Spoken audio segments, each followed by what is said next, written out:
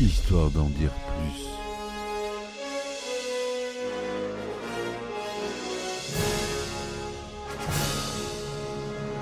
Eh ben attendez, on est en France. Allez, cul sec. Hop.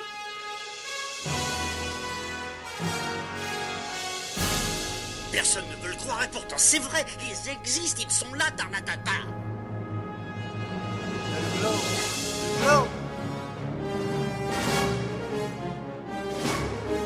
Il faut qu'on pète.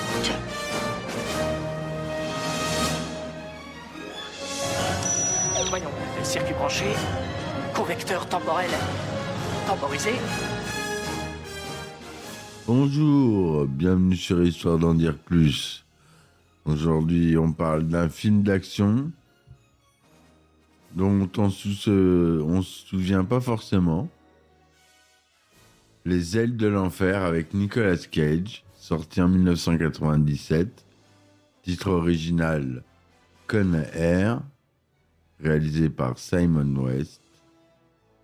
On y va, c'est parti mon kiki. Alors Con Air, donc film américain réalisé par Simon West, sorti en 1997. Il s'agit de son premier long métrage. Au scénario, on a Scott Rosenberg. À la musique, Mark Mancina et Trevor Rabin. On a une belle distribution avec Nicolas Cage, John Cusack, John Malkovich, Steve Buscemi, Ving Rhames, Danny Trejo, Monica Potter, MC Gainey, Rachel Ticotin, Colm voilà des têtes connues pour jouer les méchants bagnards dans l'avion. Donc on va voir ça. Le synopsis du film. Cameron Poe, joué par Nicolas Cage, est un ranger de l'armée américaine. Il revient tout juste à Mobile, en Alabama, après avoir servi durant la guerre du Golfe. Il retrouve sa femme enceinte, Tricia. Elle est importunée par des ivrognes. En se défendant, Cameron tue involontairement l'un des hommes et doit passer 7 ans sous les verrous. Son avocat lui conseille de plaider coupable d'homicide involontaire. Il reçoit finalement une peine comprise entre 7 et 10 ans. Il parvient à supporter sa peine grâce aux nombreux courriers envoyés par sa fille Casey, qu'il n'a jamais vue. Il bénéficie aussi du soutien de son codétenu diabétique, Mike O'Donnell, surnommé Baby Ho. Et 8 ans plus tard, Cameron obtient enfin sa libération conditionnelle. Il doit rentrer chez lui à bord d'un avion Fairchild C-123 Provider du Justice Prisoner and Alien Transportation System, c'est-à-dire le système de transport américain de prisonniers. C'est un des pays au monde où il y a le plus de prisonniers. Aussi appelé Con Air. Ce vol exceptionnel réunit les criminels les plus dangereux du pays qui doivent être transférés au sein d'une toute nouvelle prison Supermax en Alabama.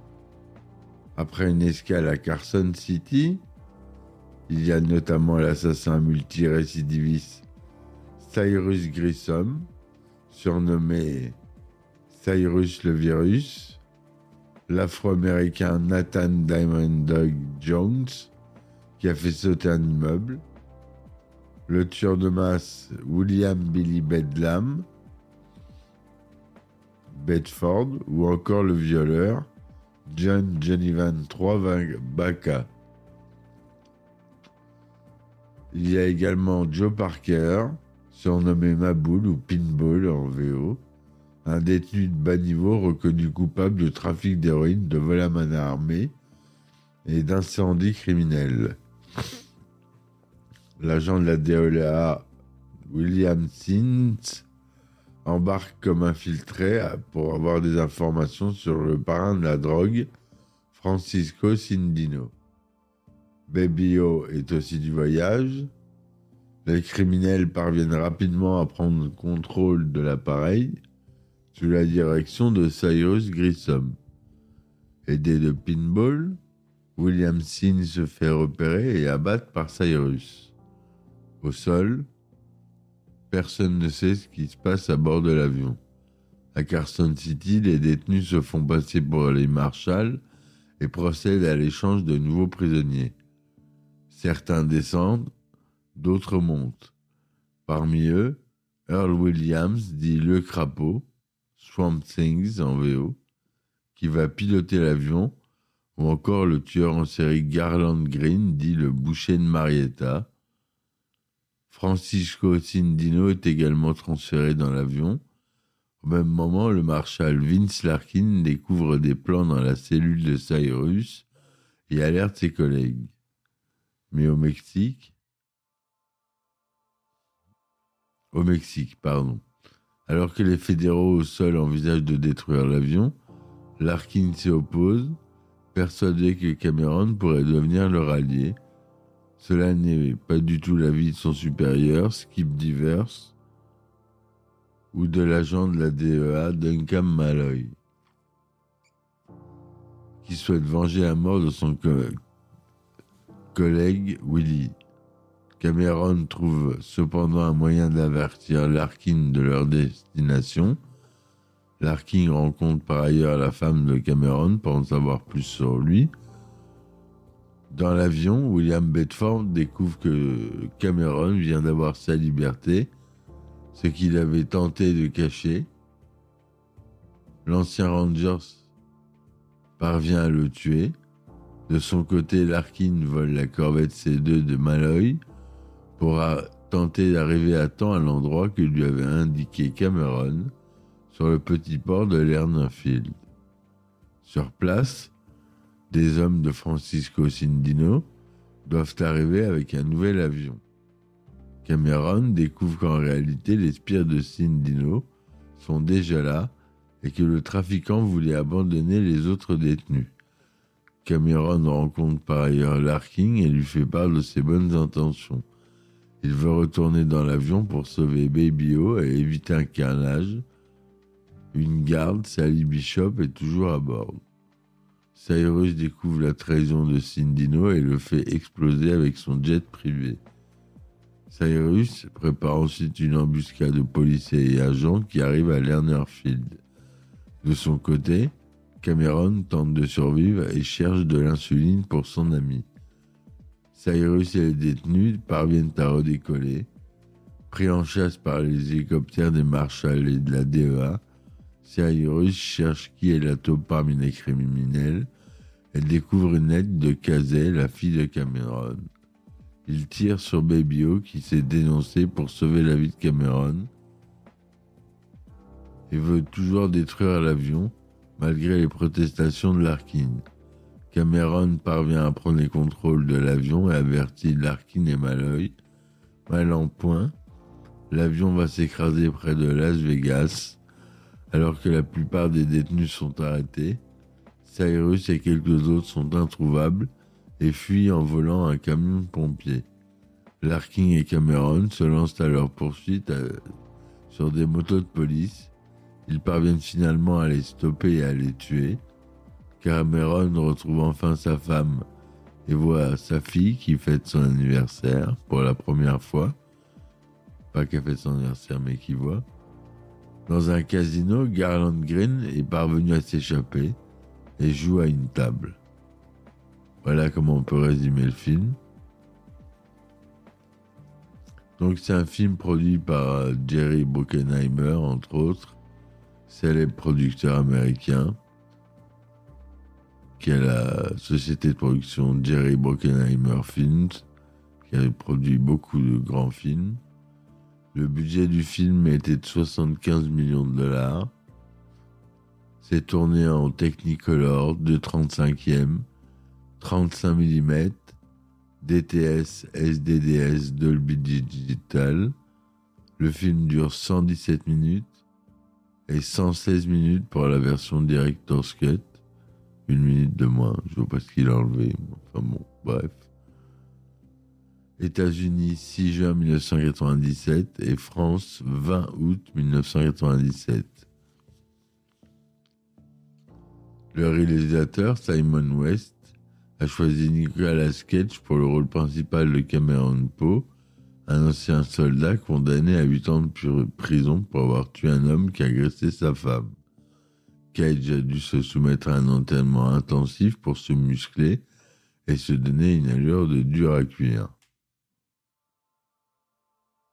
Il a également adopté un accent des sud des États-Unis qu'il a perfectionné en écoutant des chansons de country. John Malkovich, qui interprète le redoutable Cyrus Grissom, surnommé le Virus, a failli refuser le rôle. Il trouvait le scénario trop violent et peu crédible. Il a finalement accepté après avoir discuté avec le producteur Jerry Bruckheimer, qui lui assurait que le film serait un divertissement fun et décalé. Le tournage a eu lieu principalement dans l'Utah, le Nevada et la Californie. L'une des scènes les plus spectaculaires est celle où l'avion s'écrase sur le strip de Las Vegas, provoquant une explosion et un chaos monstre. Pour réaliser cette scène, l'équipe du film a utilisé une maquette de l'avion et des explosifs placés sur le boulevard. La scène a coûté 7 millions de dollars et a nécessité 3 mois de préparation. Le film a connu un grand succès au box-office, rapportant plus de 220 millions de dollars dans le monde. Il a reçu également des critiques positives, saluant son rythme effréné, son humour noir et ses répliques cultes. Le film a été nommé aux Oscars pour le meilleur son et la meilleure chanson originale How Do I Live, interprété par Trisha Yearwood, qui a été aussi nommé au Razzie Award pour la pire chanson de film. Alors comme quoi, il y a le meilleur nominé au meilleur et nominé au pire. Les Ailes de l'Enfer est considéré comme l'un des meilleurs films d'action des années 90 et comme l'un des rôles les plus marquants de Nicolas Cage. Le film a donné naissance à une suite, beaucoup moins bien, Les Ailes de l'Enfer 2, sorti en 2000, qui n'a pas rencontré le même succès. Pour le rôle de Cameron Poe, on avait entrevu Stephen Baldwin, William Baldwin, Tom Cruise, Johnny Depp, Dolph Lundgren, Brad Pitt, Keanu Reeves, Kurt Russell, Arnold Schwarzenegger, Steven Seagal, Sylvester Stallone, Patrick Swayze, Jean-Claude Van Damme, qui étaient tous originellement pressentis pour incarner le rôle principal, finalement interprété par Nicolas Cage.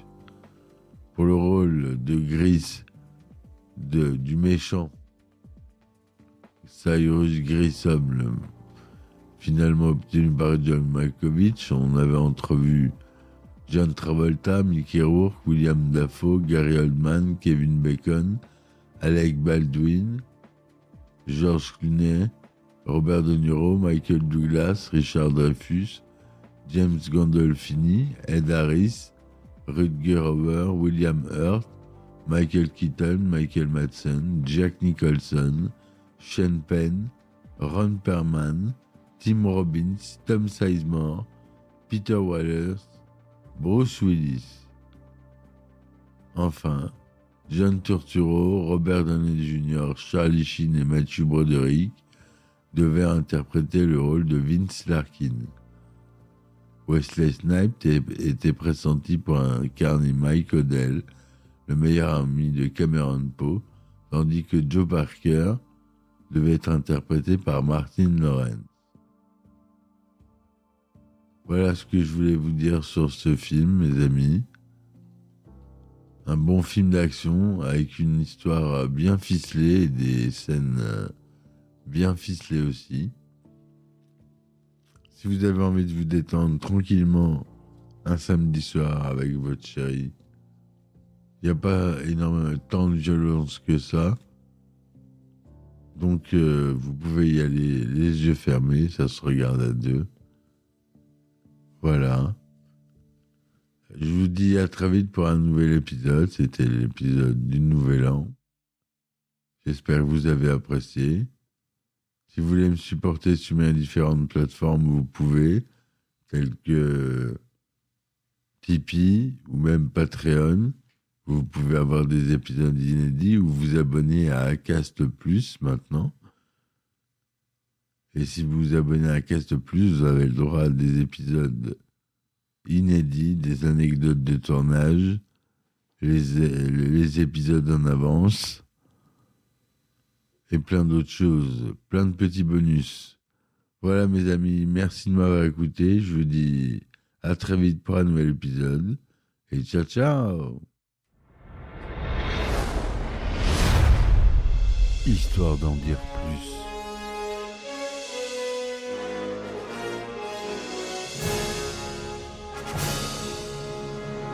Eh ben attendez, on est en France. Allez, cul sec.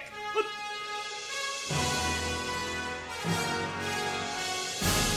Personne ne veut le croire et pourtant c'est vrai, ils existent, ils sont là, Tarnatata.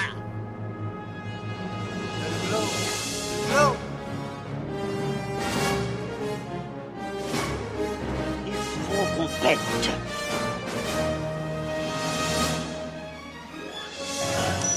Voyons, circuit branché, correcteur temporel temporisé,